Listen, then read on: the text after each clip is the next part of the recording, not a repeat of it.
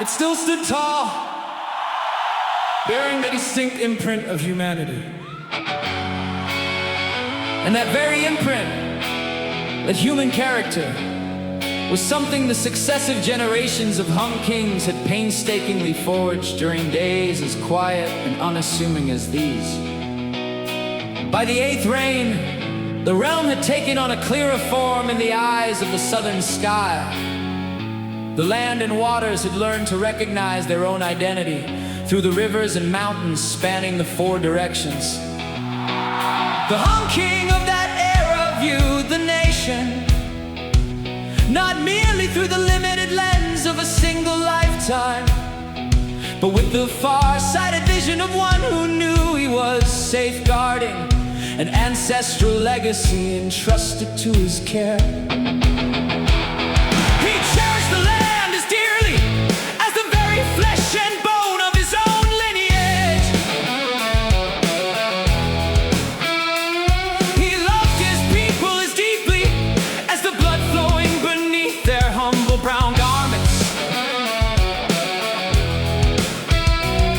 Thus, his royal tours of inspection, his demarcation of administrative regions, and his summons for tribal chiefs to attend court were driven not merely by a desire for power, but by a profound wish to give the nation a tangible form and a vital pulse.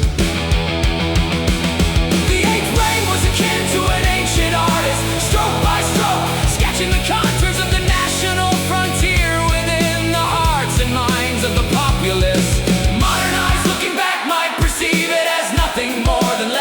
Yet they failed to realize that embedded within that very legend lay the nascent form of a national consciousness. The 9th reign marked the moment when the resonance of bronze, the murmur of streams, and the voices of the people harmonized into a steady, rhythmic pulse of life across the realm of Lang. When the people learned the arts of weaving, bronze casting, and crafting tools, it was as if heaven had bestowed upon them an extra pair of hands with which to carve out their own path in life.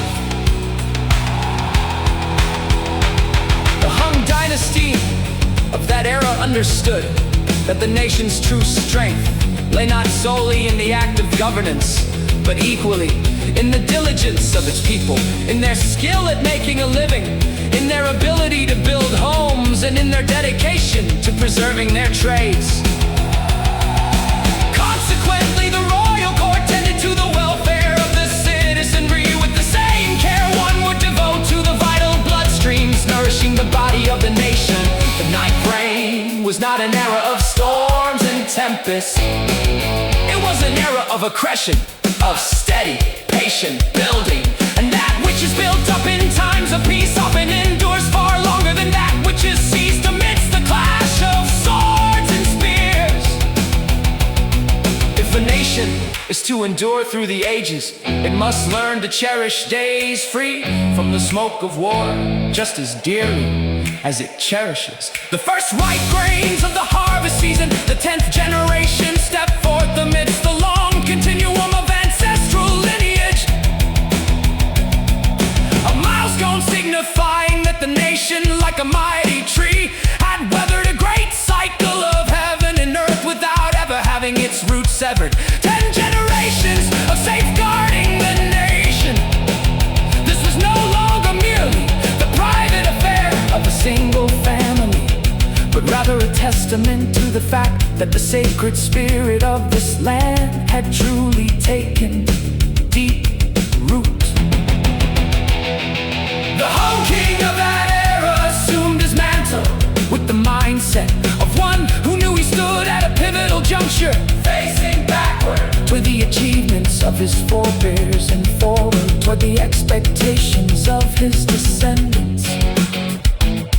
Thus, he placed the utmost value on the virtue of endurance. He did not covet fleeting brilliance. He did not trade away his foundational heritage for the sake of momentary acclaim.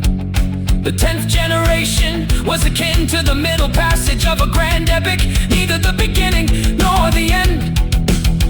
Yet it played the vital role of ensuring the song never lost its rhythm. Such is the inherent challenge of the one who stands in the middle. And two, the worthiest of respect among all silent contributions. By the 11th generation, the nation had forged a memory of its own. Every mountain and river seemed to bear a layer of ancient names handed down from generations past.